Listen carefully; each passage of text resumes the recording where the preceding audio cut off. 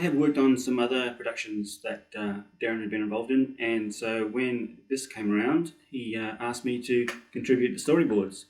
Storyboards are a way to describe the whole film visually without having to spend any money or time beyond just sitting with me and describing each individual shot. And so you just work out things like angles and cast and crew that will be required for each individual shot, and it makes it easier to break down the production before you go out there with the camera and spend any money. So we include all the camera moves with arrows and descriptions underneath, and special camera equipment that may be required will be listed as well. But generally it's just for framing and getting the idea of the number of shots per scene.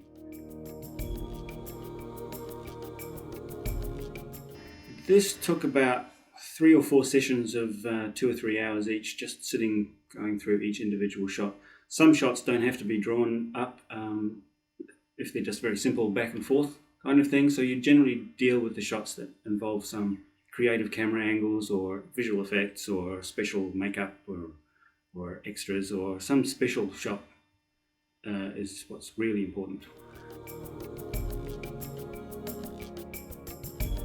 I've been doing storyboards for films for a long time, but it was never professional. It was always for films that aren't, well, normally they don't even get made. I've been doing it since about 1992 is when I first started. Just learning how to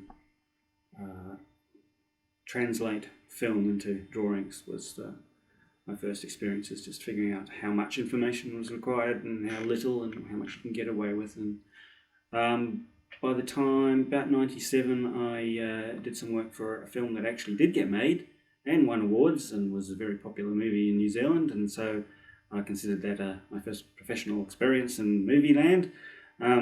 But since then, it's really just been kept in the background, and it's just a hobby and occasionally comes up. Visual effects are something that I've always wanted to do and never had the chance to until very recently, and so it's still very new for me. I'm not particularly au fait with all the software and all the tricks of the trade, but I'm learning as I go, and Jedi Heritage was really good in that presented challenges that forced me to learn certain techniques that will serve me well in future projects, I'm sure.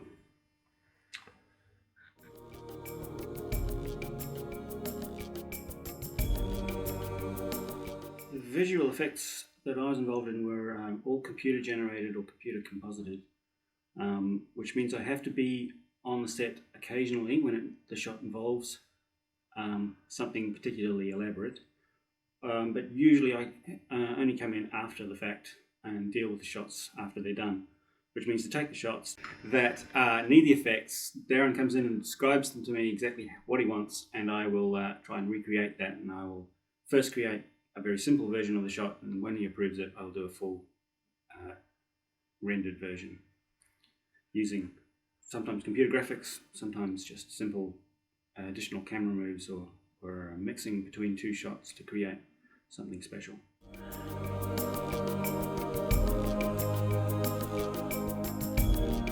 Continuity between shots that are digital and real is a very difficult thing to maintain, and so sometimes it's a lot easier to just deal with a real shot and add stuff to it so that you're matching your artificial stuff with the real stuff. The most of the shots that don't involve any real elements are outdoors and don't have to match anything specifically, and so that it kind of works, but it's a challenge that can be very time consuming more than anything. It's an effort to try and figure out how to recreate sunlight, for example, or the motion of a spaceship that's floating around in the background, and it makes it look like it's really there. And then when you've got a real shot, immediately afterwards, people are going to be comparing reality with the artificiality. The hardest shot is one of the earliest shots in film. there's a great long shot that starts from the starfield out in space, goes into the atmosphere of the Earth, of the planet, and then it goes all the way up to a building that's at the end of a city, goes right up to the window, and then you see a character standing in the window, all in one single take. And that took 2 years to do, which is not 2 years of solid 24-hour work, but it's from concept to finished shot. It was the last one that I completed, and it was the first one that I began, so it was a huge effort. But the biggest challenge was not what some people might think. It's not the actual creation of the shot, which is fairly straightforward, but the combining of the city with the landscape, because I used two different pieces of software to create each one. So compositing the two so that they lined up perfectly and matched was the biggest challenge, and it kept me up at night for many, many weeks.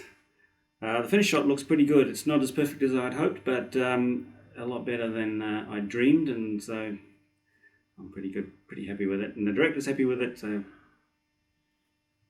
hopefully people will just accept it for what it is.